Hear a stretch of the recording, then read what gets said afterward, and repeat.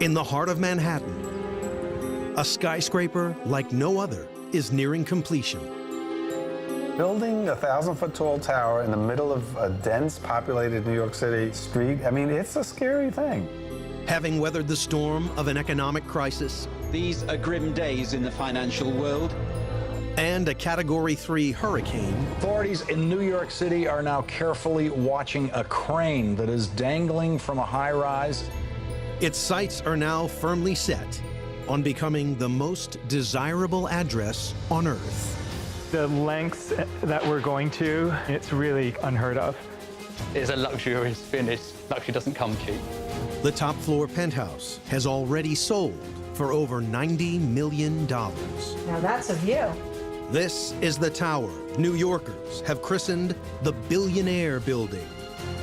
Without question, there will be no other building like it.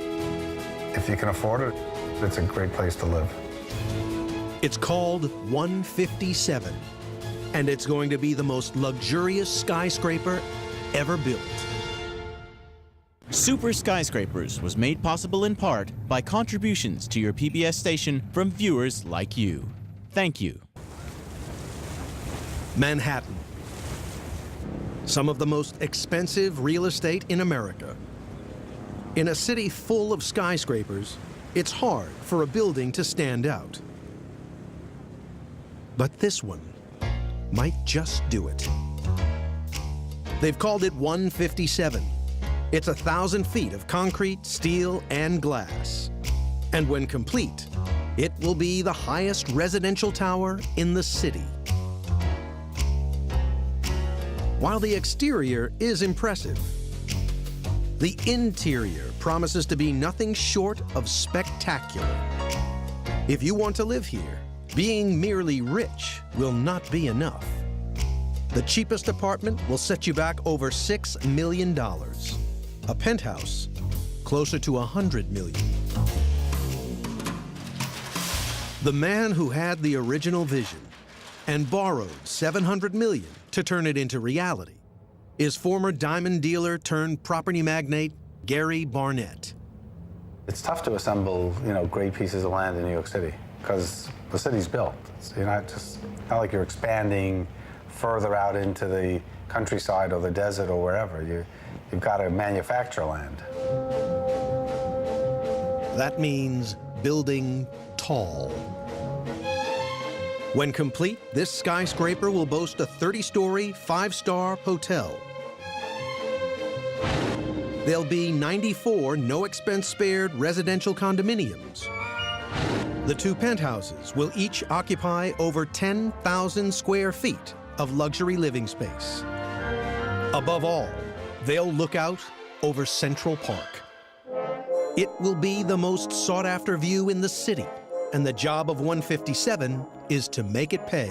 I think my favorite definition of the skyscraper was by Cass Gilbert, who was the architect of the Woolworth Building, who about 100 years ago said, a skyscraper is a machine that makes the land pay. Bottom line, they're not built unless there is a financial proposition.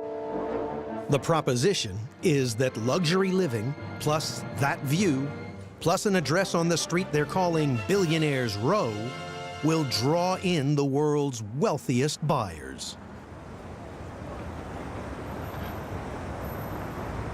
It's the 2nd of April, 2013. 157 has been under construction for over 4 years. The first residents will move in 8 months' time. And that top-floor penthouse has been snapped up for over $90 million. It's a new record for New York. Still, half of the building is as yet unsold. And if Gary Barnett is going to see a return on his massive investment, that will have to change. We actually formed a sales team from the beginning. On a building of this size, there are some significant commissions being paid. And we felt we wanted to take that in-house and be able to help our own cash flow. Bye. Today, they've gathered to learn about what may be the biggest challenge of their lives. We need to define a little bit better what the immediate needs are going to be. To reach $2 billion worth of sales by the end of the year. It's a big number, and a big ask. But sales executive Emily Sertic seems to relish the challenge. I think any great salesperson absolutely wants to succeed. I don't think we'd be here if we didn't have that fire. And since it's hard to sell a luxury condominium when all you've got to show is construction work, the development team have tried to create, at their off-site sales gallery, a taste of what 157 will offer. It's a no-expense-spared, invitation-only sales experience. Don't expect to find any price tags in here. Our sales gallery is located in Midtown. We're here at Madison and 57th. So come on in and I'll show you how we sell. In this space, we're defining location and everything that the location affords. It's very important that we place the building with its surrounding amenities in the city. Now, one thing about 157 that is entirely unique is our centered position on Central Park. It really sets the building apart. Now for details. What kind of kitchen goes into the world's most luxurious condo? Here, your seven-figure sum buys a choice of two. So the buyers can choose between this hand-painted white kitchen, or if we spin around and look over here, you have a Macassar ebony kitchen in a lacquer finish. You have 2 dishwashers, 2 refrigerators, 2 of the wall ovens. So if you really want to use your home to have large parties, you're in good shape. And our cabinetry is actually from the UK. And so you look in the cabinets here, and you have solid walnut. You can actually smell the beautiful smell of the wood here. This is one of the floors in the building. This ripped sawn oak is done in an ebonized stain. But it's in the show bathroom that potential buyers first get to see the building's signature material, Italian marble. As you move up in the building, the finishes in the bathrooms take on a different look. So higher in the building, you have this statuary white marble. It's important to note that it's in very large slabs. This really communicates the level of luxury in the design, and our buyers don't miss those points. It's a polished sales pitch. But what anyone considering buying here really wants to see is that view. An impossibility from a second-floor sales center, or so you might think. The 157 team turned to Mark Siegel to solve the problem. He and his colleagues have built a drone that will fly amongst the towers of Manhattan in airspace where full-size helicopters simply could not reach. 760, 770, hold it right there. Fire when ready. Wonderful. 268 incoming, start up. GPS and a high-resolution camera enable them to capture the view from a building that hasn't even been built yet. Going for 570. Here at 482. Projected in the sales gallery, images from the 157 site take center stage. They sealed the deal on the penthouse sale. The view that everybody knows 1574 is the centered on Central Park view. There are literally no views like this in Manhattan. It's been clear from the start that this is the building's biggest selling point. Seen from the comfort of an apartment 1,000 feet up. And if you're paying millions of dollars for this view, the last thing you want is dirty windows. It's April 3rd, and the workers are gearing up to put the building's roof in place. When they're finished, the whole skyscraper will be sealed beneath it. But before that can happen, one last piece of equipment, vital to the building's operation, must be installed. It's 30 feet long. It weighs 20 tons. And it's going all the way up to the roof. Because a ladder and a squeegee won't cut it here. This is what's needed to make sure 157's 8,400 windows are always crystal clear. In some of these apartments, you get a full wraparound view of New York City, uptown, downtown, towards Brooklyn, Queens, and Jersey. It would be upsetting not to have these windows cleaned. Juan Portelis is responsible for what will be the Rolls-Royce of window washers. A fully rotating telescopic crane that will lower a basket 1,000 feet down a vertical wall of glass and enable a cleaning crew to keep those million-dollar views spotless. $50 million for an apartment, my window's dirty, I'd definitely be upset. The rig's 24-piece telescopic boom will be assembled once it's safely on the roof. The team will then attach it to the heavy-duty base unit. This morning's task is to get this piece to the top of the skyscraper.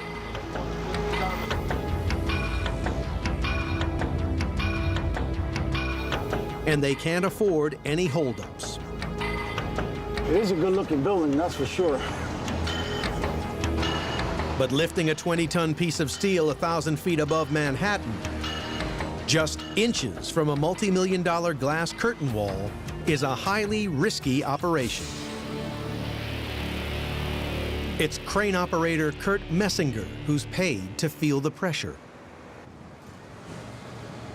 The challenge of hoisting any material, especially large materials, and the time it takes it to get up here, almost 6 minutes sometimes.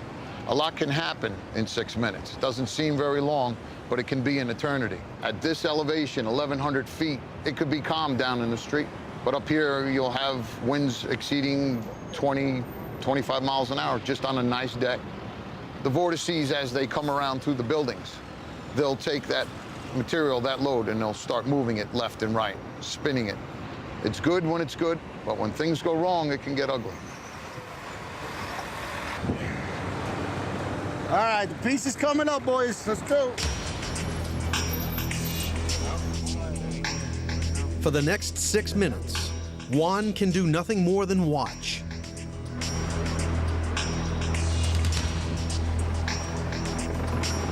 As the boom leaves the shelter of the surrounding buildings, it's exposed to the full force of the wind, which is swirling around the tower. All right, yo, Frankie, Willow, let's go. This is where Kurt's skills and his years of experience really come into play. Just like that is where we need it. With the boom at the desired height, the trick now is to bring it across to the building without inducing a potentially lethal swing. Motor goes to the front. Motor goes to the front.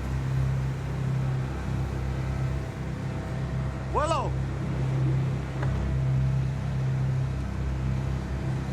Frankie, grab that rope with him. Watch that. Watch the cross member. All right, just hold it steady and he'll do the rest. Nice and easy, nice and easy. Everybody good? All hands on deck. 20 minutes after it left the ground, Oh, this is gonna be beautiful. the boom sits safely on the skyscraper's roof. Frankie, just break off the back one too. You got it, young man. Beautiful job there. What follows is 2 days of reassembling the boom arm before the main event, attaching it to the base unit.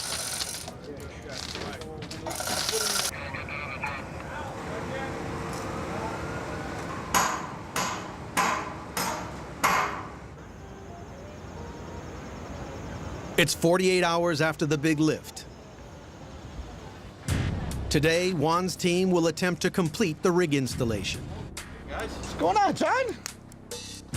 But there's been a worrying development. There's a storm coming. Storms and cranes don't mix. No one knows that better than the people working on 157. On October 29th, 2012, Hurricane Sandy tore through New York. Winds of over 80 miles an hour battered the city. And 157 and its crane found themselves in the direct path of the hurricane. Subjected to its full force, the crane's 26,000-pound boom was snapped in half, leaving it hanging perilously over the streets below. Authorities in New York City are now carefully watching a crane that is dangling from a high-rise in Manhattan. It collapsed in high winds earlier today, and it has been dangling precariously, dangerously off the top of that building, which has become known in Manhattan as the Global Billionaires Club. I mean, the hurricane wasn't part of the package. That was a scary episode when, you know, the crane fell over backwards. Luckily, it did not disconnect. One of the good things we saw is that this building stood up to a hurricane and getting smacked by a crane boom and didn't budge. So we know it's a pretty darn strong building. What project manager Juan Portelis knows is that he has just a matter of hours to get the job finished and the boom arm secure. Every night it's tough sleeping, just keeping the thoughts of this piece going up and, you know, making everything safe for everybody. You're basically trying to get a round cylinder through a hole, and you're using a crane to try to line you up so we can get the pin in. So it's very challenging. The thing is, they gotta go down and rig it right now. On the roof of the skyscraper, Juan's team reconnects the boom arm to the crane's super strength hook. Start doing what you gotta do up there. And the 20-ton boom is eased off the ledge. But as the crane operator carefully maneuvers the rig towards the base unit, the storm is closing in faster than anyone here predicted. Right now, we got a storm approaching, and we've got to go ahead with the final installation of the arm. We have no other choice but to get everything connected. It actually looks like it's going to start pouring like any minute now, and we're just going to have to suck it up and just stay out there and just get soaked till we secure everything. Hold that right there, Angel! As the rain gets heavier, the team now faces a race against time to guide the boom arm into position. Until it's secured within the base tower, the crane must continue to bear its massive weight. You got to do it from down there. Make sure the flange is on the outside. But that's not the team's only concern. They have to get the window washing rig disconnected from the crane before the storm hits. If the two are still anchored to each other, the force of the wind on the crane could rip the entire structure from the building. At this point, we have no choice. We have to work with the weather. You know, we have to move quickly and safely as possible to try to get this secured onto the unit itself. Once it's secured, the crane can release itself and we should be okay. Yeah, the inside, take that off. That was just there to help you line it up. Yeah. The last piece of the puzzle is a 100-pound pin, which must join the arm and the base together.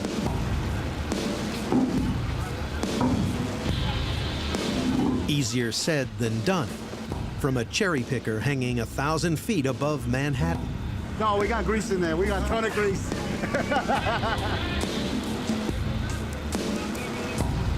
Finally, after 45 minutes, it's time to hammer it into position. Go, Lou, go! Hit it, right there, you can hear it. Oh, we've met already. For Juan, this is the culmination of 8 weeks planning.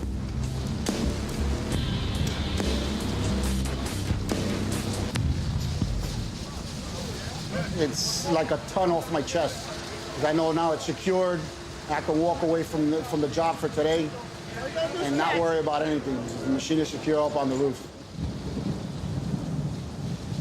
Juan can now sleep at night, and the residents of the Billionaire building will get the view they paid for.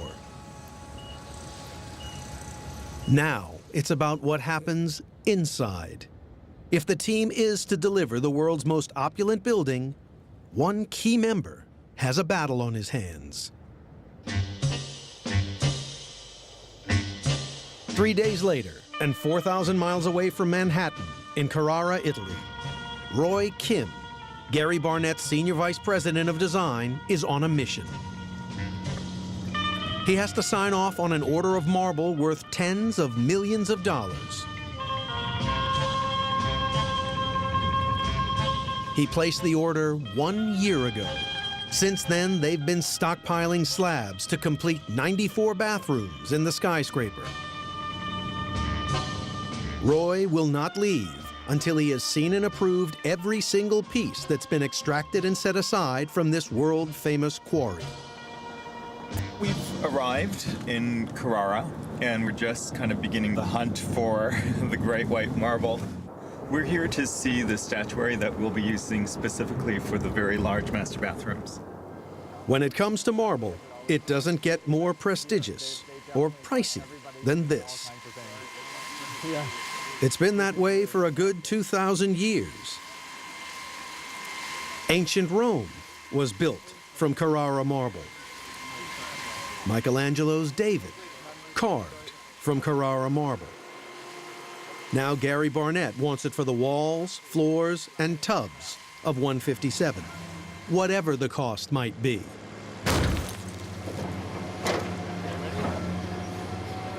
This one block alone is worth $500,000.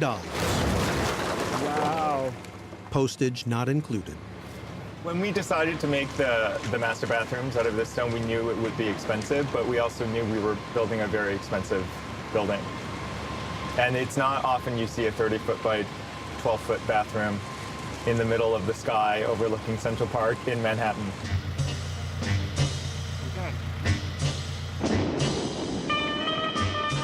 Having had the obligatory tour, it's time to get down to business.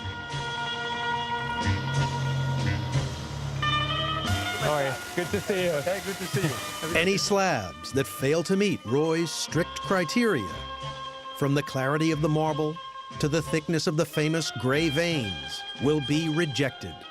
Or Roy will have Gary Barnett to answer to. Stone is a particular interest to him because he comes from the diamond industry. But also he just has a really, really sharp eye for material. These laser eyes focuses in on the background color on the veining and that type of thing. And so those eyes kind of trickle down to all of us. What about in here? Are there any more of that thing? Yeah.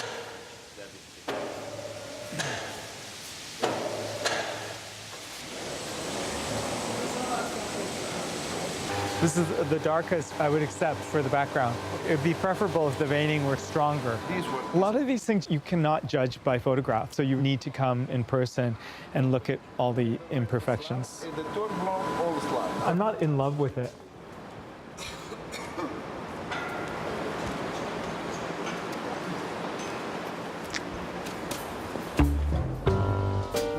This is not good. That's not good. I mean, all of these are really not good. Yeah, that's it. It appears Roy's criteria have not been matched. And he's not a man to accept second best. We push and mill it. The production slabs obviously are not matching the record slab that was our target. The slab we are matching it was filled on a year ago. It was filled honed a year ago, but during that time I identified bundles to purchase. So we thought you were purchasing those bundles, and you didn't purchase those bundles. We try and be as specific as possible about what's acceptable and what's not acceptable, and they keep trying to push outside the lines. After 3 more hours, Roy has had enough.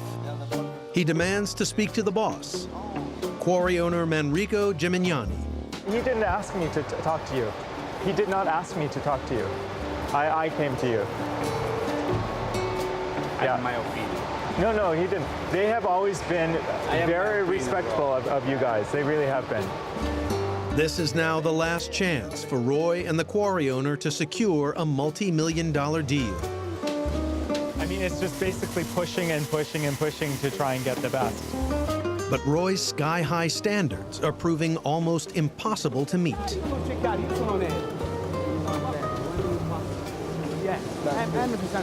Which one? The expectation of Roy is very high. It's very high because he wants good vein, not spotting, clean white, not crack. Too many conditions for a natural material. but I understand. I've lost count how many times we've been here and argued over what's acceptable and what's not, so it's this game. As Roy stands his ground, Manrico is left with no alternative but to let him loose to cherry pick from his multi-million-dollar stash. We've pushed and pushed to get really beautiful stone, and I think we're almost there. This is beautiful. This is all within the acceptable range. Can I see one with, like, in the sunlight? There we go. Wow, that's good. Finally satisfied with his selection, Roy can focus on the most important part of his visit. One after the other. These blocks. It's 4 meters long. We do 2 tops and 2 benches on and off a block. I see. Oh, yeah. They're worth upwards of $130,000 each. And from each one will come just 2 bathtubs and 2 ornate benches. He'll take 5. A block like this, which is 35 tons, is worth about 100,000 euros. It's a lot of money. And it's a bit of a challenge because the blocks are raw, so we have no idea what's inside. So we're taking a bit of a risk. It's even wow. Marco. You can see the difference in the marble here in the bright sunlight and in the shadow. You can see just right away that the veining is quite amazing and the color is going to be amazing. Blocks chosen. Over the next 16 weeks, they'll be shaped, carved, polished, and smoothed. When Roy next sees this marble, it will be in New York and look very different. He'll then be in possession of some of the most expensive bathroom fixtures ever made. It's kind of a miracle. I need a very strong drink. It's been like a gargantuan task for the past 2 years to try and get the stone that we wanted. And I think, I don't want to speak too soon because we may be missing like a few thousand square feet, but we've pretty much got what we need.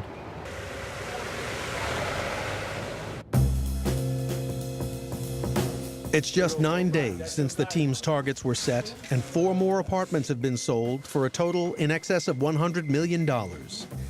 But everybody wants more, and there's a plan in place to make it happen. To fast-track one of the residences inside the skyscraper and show buyers exactly what's for sale. You know what? I have had so much demand, so much request from brokers and their clients asking to get to the site. They need to see the views for themselves. I think we're at that in-between stage where it's now time to give the clients and the brokers that sort of experience. The completed experience. Yeah. So we'll have to select the top interior designer to finish out the space. I think if we're going to do this, we have to make sure that this is a finished experience. From the time you get off the elevator, the corridor is done, you step into the model, and you really get the impression of what it's like to live there. So we can't do this halfway. This has to be a terrific model apartment. Let's do it. The man to make it all happen? Brian McGrath, 157's project manager. It's now his job to turn this 41st floor construction site into an apartment worthy of a $19 million price tag. He's been given just 4 weeks to do it. And though the plan is to dress it with rich furnishing and fine art, right now, it needs walls. So you can see this is where we've started framing. Now, once the framing goes in, it sort of opens everything up. And you get the feel of what's going to be in these apartments now because everything's laid out. This is where the walls are going to be. This is going to be a kitchen. Island will be here. You've got your stoves there. That's where the gas comes in. You've got outlets in the backsplash. Brian has been involved in every aspect of 157's construction from the ground up. His job is all about hitting deadlines. But this one is going to be tight. It means doing in 4 weeks what might normally take 4 months.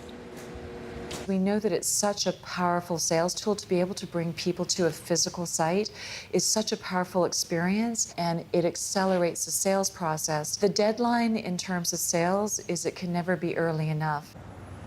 As work on the model residency gets underway in New York, 3,000 miles away in a sleepy town in Wiltshire, England, a team of craftsmen is chipping away at an order of handmade kitchens for the skyscraper. Gary Barnett believes these men make the best kitchens in the world.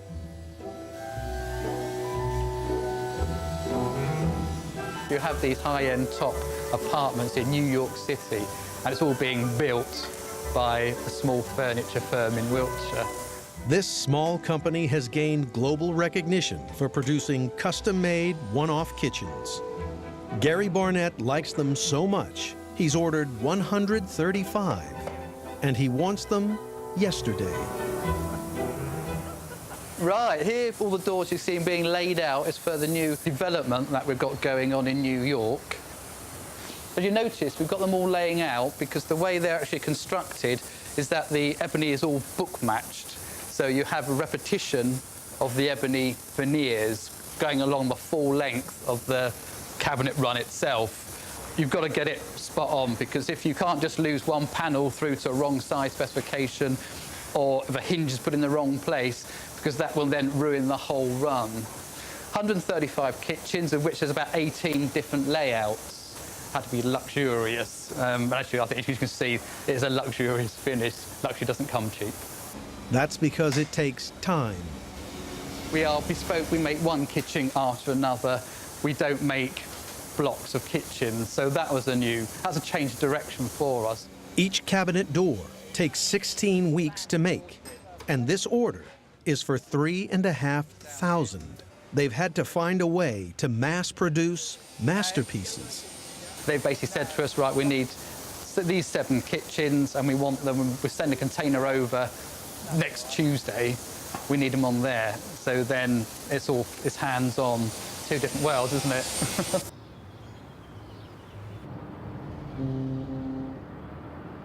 In Manhattan, Spring in New York. 2 weeks after the decision was made to create a model residence within the skyscraper, Roy Kim and the development team have sprung a site visit to inspect progress.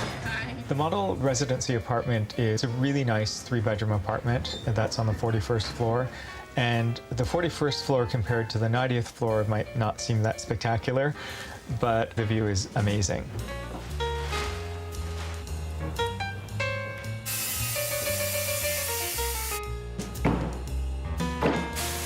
Right now it's April 23rd, and we're trying for the first or second week of May to open this. So this is the crunch time. Towards the end, there's a mad rush to kind of get all the finished items in, and the furniture and the art, and that's what's going to happen in the next 2 weeks. So this is the first time that I'm actually seeing this kitchen built, and it's pretty amazing. Fridges, like there's 2 of them. It's a little insane. Stools going here, we've got more storage here, 5 different cooktops over there, huge sink with 2 dishwashers. It's a serious kitchen. Do we have confirmation that the sink is... While the kitchen might be taking shape, the rest of the apartment is still a long way off completion. Roy knows that if the deadline is not met, they risk losing millions of dollars in sales. In that room, just in that room. What about here? Right here, and they haven't even rough sanded it here yet. Is there a way to get the guys who are doing the foyer and also any of the wallpapering to get them in before the Monday? I really would advise it. In less than 2 weeks, this apartment must not only be beautifully decorated, but furnished to create the illusion that it's a billionaire's home. That means dressing it with contemporary works of art, loaned from New York's most exclusive galleries. I don't think I can get it before the 6th year, because it needs to be created, and the crates need to be made, and it's already really tight for the creators to actually make the crates and everything for the 6th. Just to move it here? Because they know this, it's still, the building is a construction site. If it was maybe going to a finished space or an apartment or residence, maybe not. Right. But regardless, pushing it so that we can get here and everything up for the date being the 7th. Well, exactly. For the opening being on the 7th and not the 9th? For pushing for the 7th, yeah. Okay. I know we can do it. We've done this in much less time. I mean, we have literally built a sales center that looked like it would never open, and it opened the next day to rave reviews. Without giving any warning, Roy has just brought the completion date forward by 2 days to May the 7th. The deadline has gone from being tight to being seriously tough. But that's one of the hallmarks of this build. Since it was first conceived, plans for 157 have only become more ambitious. We thought maybe we'd build, a 200,000 or 300,000 square foot residential building. We didn't have the ambitions or the, or the foresight to see what it would eventually become. And tall buildings are not only complicated to build, but they're very expensive. But given that the market was moving up in 05, 06, 07 quite sharply, we felt that the numbers made sense and to go ahead with this project. What no one foresaw was what came next, the economic slump of 2008. Gary's plans were not immune from the turmoil that followed. Share prices continued to tumble in the aftermath of the Lehman collapse. Are we headed for a worldwide recession or something even worse? These are grim days in the financial world. We got caught with the downturn 5 years ago, and there was no financing to be had to build a building like this. It was a challenge. Undeterred, he scoured the globe for investors. It took 2 years to put the pieces in place, but the plan that emerged was bigger and bolder. He chose the award-winning architect Christian de Portzamparc to design the building, and it now towers over every other residential skyscraper in New York. Building a 1,000-foot tall tower in the middle of a dense populated New York City street, it's a scary thing, but that's how great cities get built. There's no way around it. We're not building in the desert where if something falls, it doesn't matter. Here it matters, and we do everything we can to prevent it. This is a building that took 5 years to build. Smaller building might have taken 2.5 or 3 years. The extra time is more risk, more exposure, more interest costs. The extra size of the building makes it much more expensive to build. Actually, there are not that many people ready to do it because it's risky, because it's long-term, because you have to put out a lot of cash. So we've been fortunate to be successful and to be able to continue doing that. It's the 4th of May. Time to see where those hundreds of millions of dollars went. Right on the bench. On the 41st floor of 157, the team is working around the clock to complete the model apartment on time. With just 3 days to go until the planned unveiling, there's still a catalog of work to undertake. Yes, this one's very tough because there's nothing to grab onto. Yeah. And 38 floors below, the pressure is also on to complete another of the skyscraper's signature rooms. It's the lobby of the luxury hotel that will occupy the first 30 floors of 157. Offering guests and residents the full 5-star treatment 24 hours a day.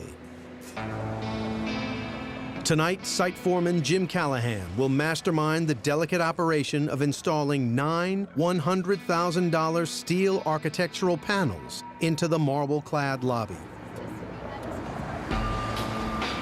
They're too large to fit through any door, so Jim's team will have to winch each 8-foot panel through a gap in the building's curtain wall that's just 3 feet wide.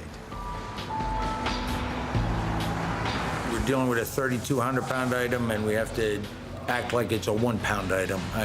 With the finesse that we have to do, everything is damageable, everything costs a lot of money, and there is nothing we can even scratch, nick, dent, or break. It has to be pristine. Jim's challenge hasn't been made any easier by a requirement to conduct the entire operation at night. The DOB in New York City has only allowed us a permit Saturday night. I have a lot of lighting to cover all the areas that we're going to be working around. We have to shut down 4 lanes of 57th Street, which is a two-way crossing street. And whenever the public is involved, there's an extra stress on pedestrian and public safety. Everything's copacetic, for sure. These people come by, a little belligerent, had a few drinks. You know, they know where we work. We're representing our union, right? Make everyone proud. It's 8 p.m.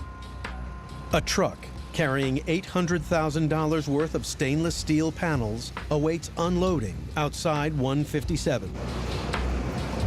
With 4 lanes of traffic closed and the general public cleared from the lift zone, Jim's first task is to guide the mobile crane into position.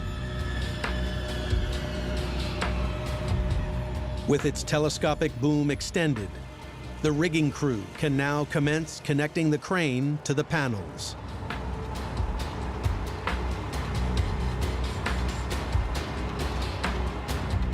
From his position 4 floors up, Jim gives the order to lift. And the first $100,000 panel is slowly raised from the trailer and guided towards the curtain wall window, 40 feet above. It's now critical that the panel is kept under total control by the crane operator and Jim's highly trained tagline team. Any contact between the steel load and the glass curtain wall will result in damage costing thousands of dollars. It's a tense moment as the first panel is inched through the gap.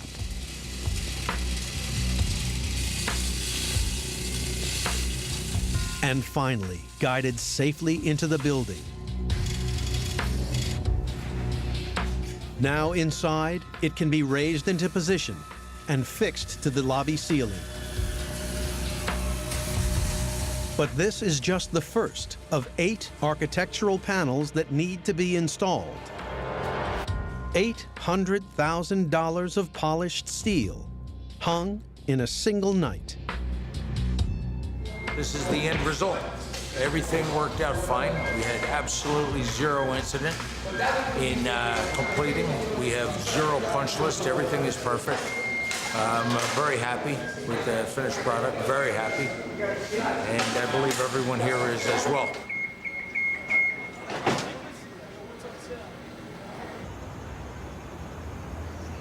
It's May the 7th, 2013. D-Day for Brian McGrath and his team. They were given only 4 weeks to complete the ultimate model residence inside 157. But they've done it.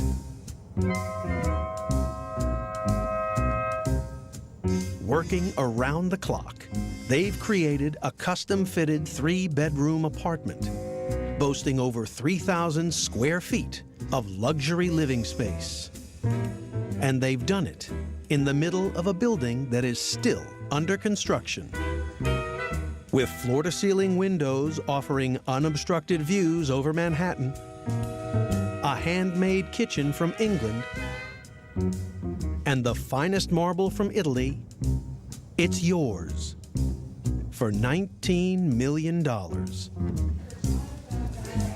Now the sales team will get the opportunity to show it to the brokers, the vital link between sellers and buyers. If the brokers like what they see, it will open 157's doors to the richest buyers on the planet. When you have an iconic building like this and you want to expose it to the world, you want to invite buyers to come in directly and brokers to bring in all their great clients. We have such an extraordinary, eclectic overview of people from all different lifestyles, nationalities, and cultures interested in Manhattan. It is one of the supreme global brands. We work with wealth management advisors, we work with bankers, we work with sports agents, with Hollywood agents, and when something as exciting as this comes on the market, the brokers are hitting that Rolodex hard because, as you can imagine, there's big commissions involved with big sales. So welcome to Residence 41A. We're very excited to have you in as one of our first to be able to actually see a fully furnished model residence. This is our 3-bedroom residence. I've been waiting 18 months to get inside. I this know you building. have. I almost feel like I need my sunglasses in here. It's so bright. Drama you promised and drama you've delivered. Very good. This is one of the things I was really excited to see. What is it going to be like to have floor-to-ceiling glass? I have to tell you, it doesn't disappoint. Extraordinarily surprised. Thank God my clients will love it. I have to see these views at night. Not a problem. We're ready for entertaining. We'll be here a while. Okay. Come on into the kitchen. Many of these buyers will never spend time in the kitchen. They'll have someone cooking for them, or they'll be entertaining and having caterers here. Let me take you into the master bedroom. This will be a beautiful way to wake up in the morning with eastern light coming in. And I never have to worry about my view being blocked. Exactly. A bath with a view. That's right. Probably, I'm not going to exaggerate on this, but I think it's probably the best bath view in all of Manhattan. Right now, new developments are the engine that is currently driving the Manhattan market. I would say that this project, 157, is the Ferrari out of the gate in this engine of opportunity. Everything's a big deal when you're talking about these kind of big numbers, and nobody's going to walk out of here disappointed. Now it's down to the brokers to tell their super-rich clients what they've seen and convince them to spend big in the Billionaire building.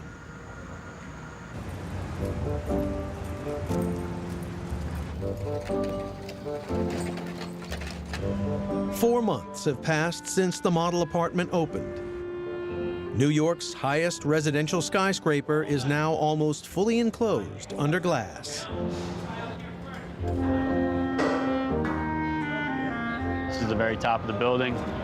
We're enclosed on all four sides now, and this is a big point in the building, because once we get enclosure, that means that we can start thinking about taking the crane down. So once we're done setting these panels and the crane comes down, the only way to get to the outside of the building is from this window washing rig.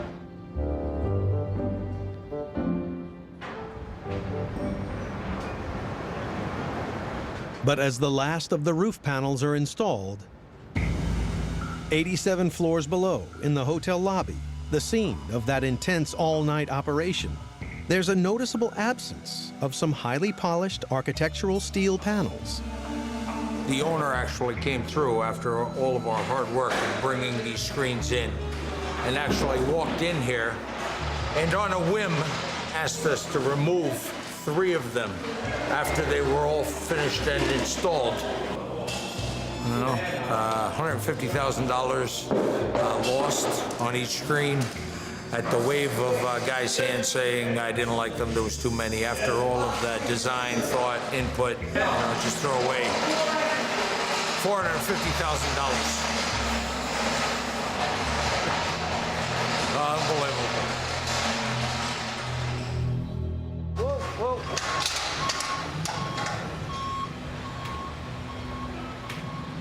Today, 5 months after his trip to Italy, Roy Kim will oversee the delivery of one of his 2-ton bathtubs, sculpted from a single block of Italian marble.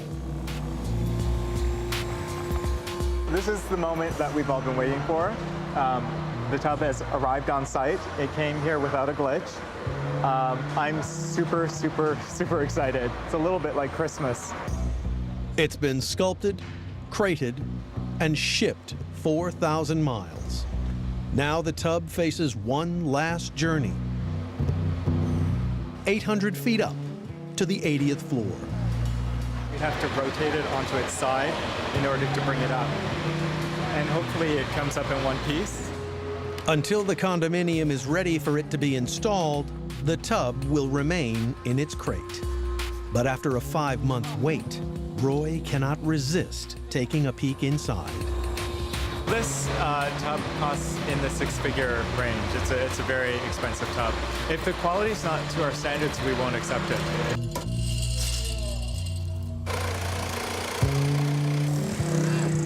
So this is it.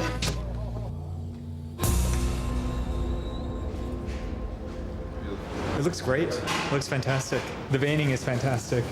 It was worth all the pain and the effort to get it here, to get the quality. You know, it looks amazing. It's going to look good in the space. Fantastic. It's hard to judge a $100,000 tub when it's wrapped in plastic, but Roy likes what he sees. Vein right there. This is how I thought it would look. What do you think, Rocco? Looks good. Great. Looking better. Worth the paint? Almost worth all the paint. Undecided. We'll have to think. We'll have to see the rest of the project. 3 days later, Juan Portelis is heading back to the roof of the skyscraper to check up on his window washing rig. When he was last here, his machine was exposed to the elements. Now it's fully enclosed under an electronically operated sliding glass roof.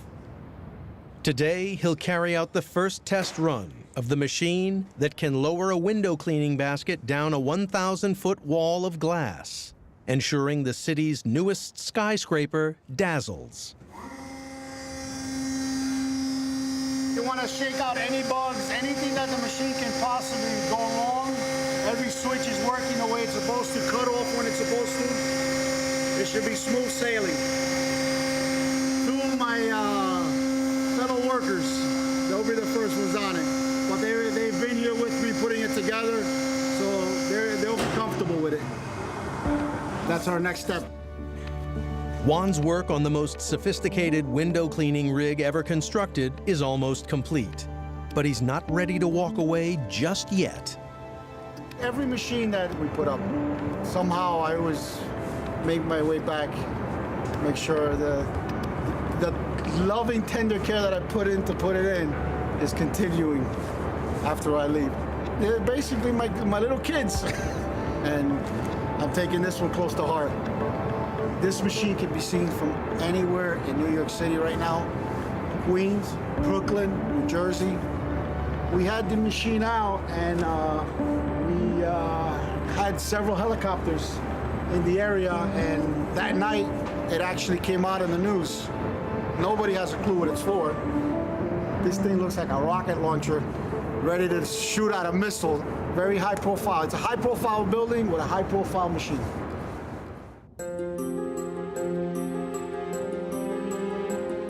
It's December.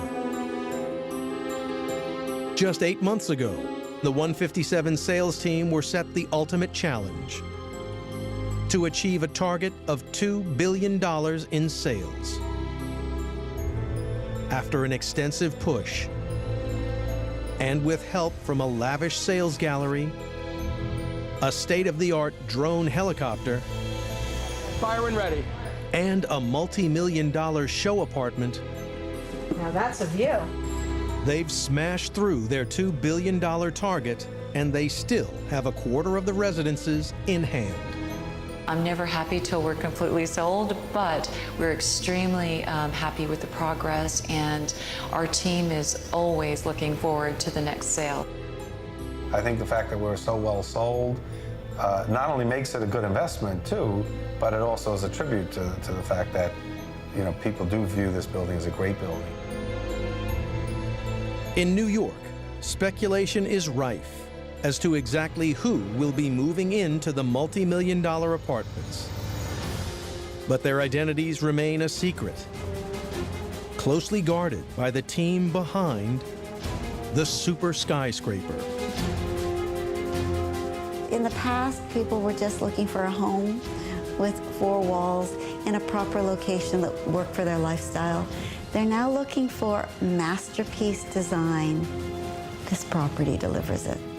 To look up at a building and to say, I sold over $2 billion of real estate, it's a feeling of accomplishment, and it kind of motivates me to go on to the next. One day, maybe I'll be able to afford to come over here and have a dinner with my girl, and at least say, you know, I was part of this, you know? I don't think many people are going to be able to top this. They're paying $100 million downstairs, and I got $1 billion view here, and I don't have to pay for it. God only knows who's going to be living here.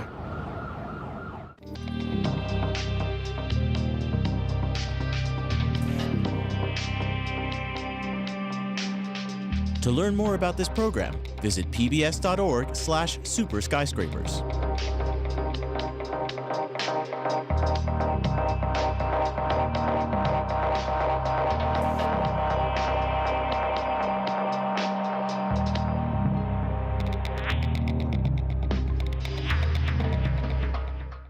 Super Skyscrapers was made possible in part by contributions to your PBS station from viewers like you. Thank you.